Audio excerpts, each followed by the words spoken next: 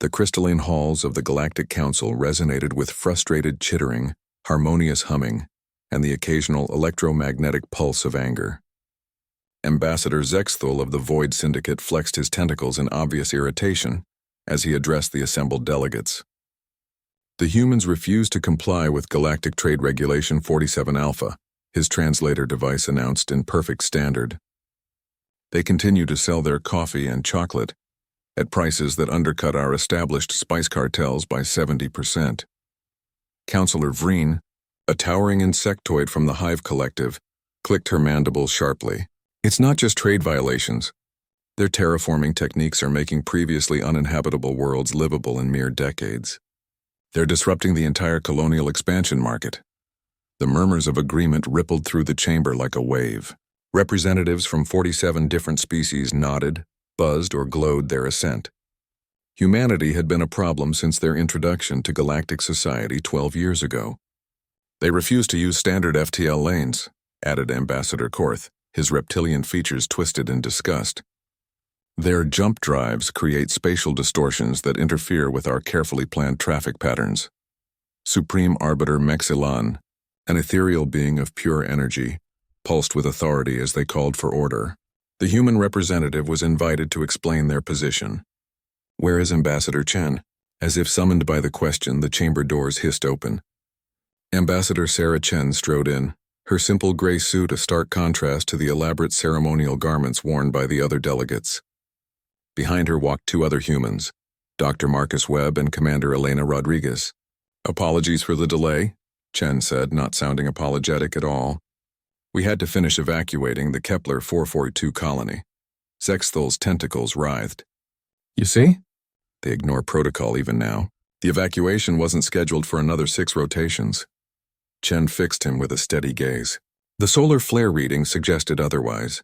All 50,000 colonists are now safely relocated to temporary stations. "That's exactly the problem," Vreen interjected. "You act unilaterally without consulting this council.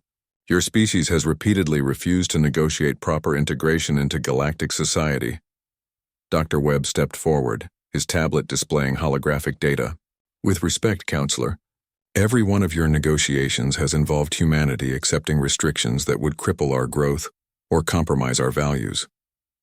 "Your values," Mexilan pulsed with what might have been amusement, "seem to center around chaos and disruption."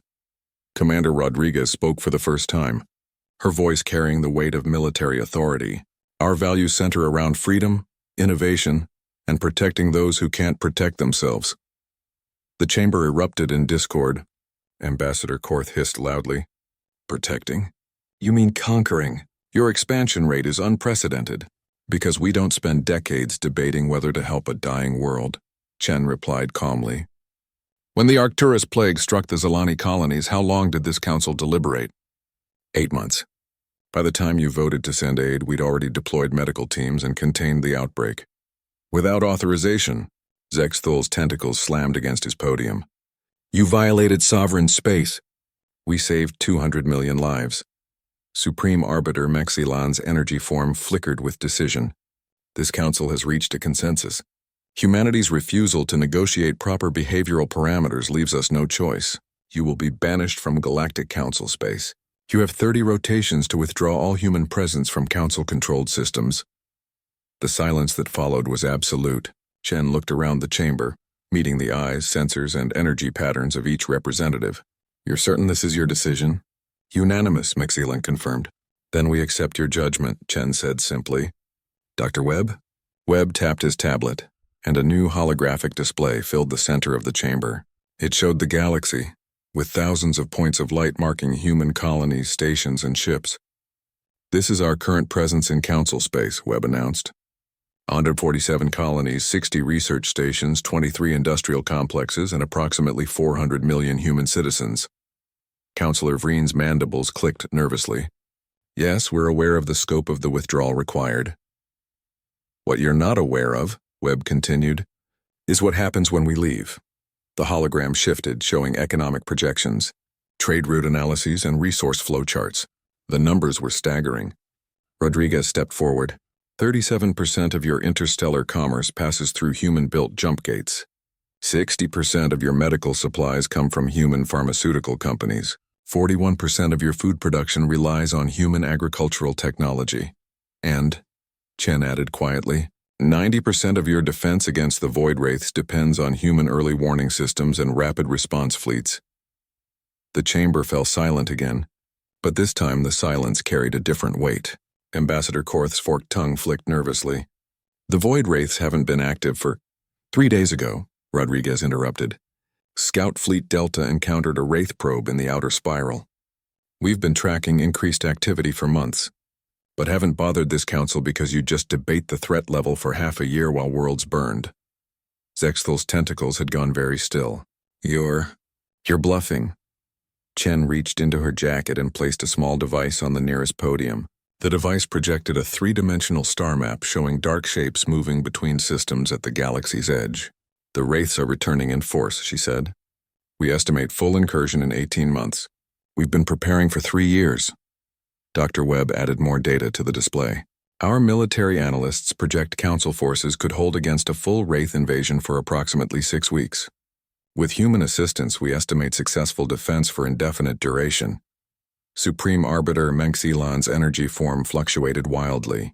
This is extortion. No, Chen replied, gathering her materials. This is consequence. You wanted to banish us because we wouldn't negotiate on your terms. We accept banishment, but we won't negotiate our principles to stay where we're not wanted. The human delegation moved toward the exit. As they reached the doors, Chen turned back one final time.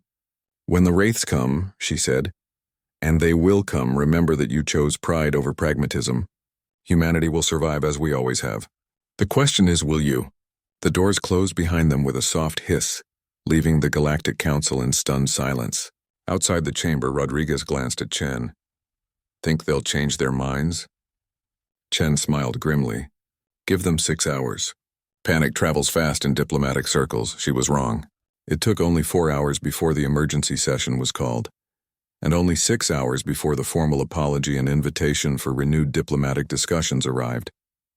By then, however, humanity had already begun the long journey home to their own corner of the galaxy, where coffee was strong, chocolate was sweet, and nobody had to ask permission to do the right thing.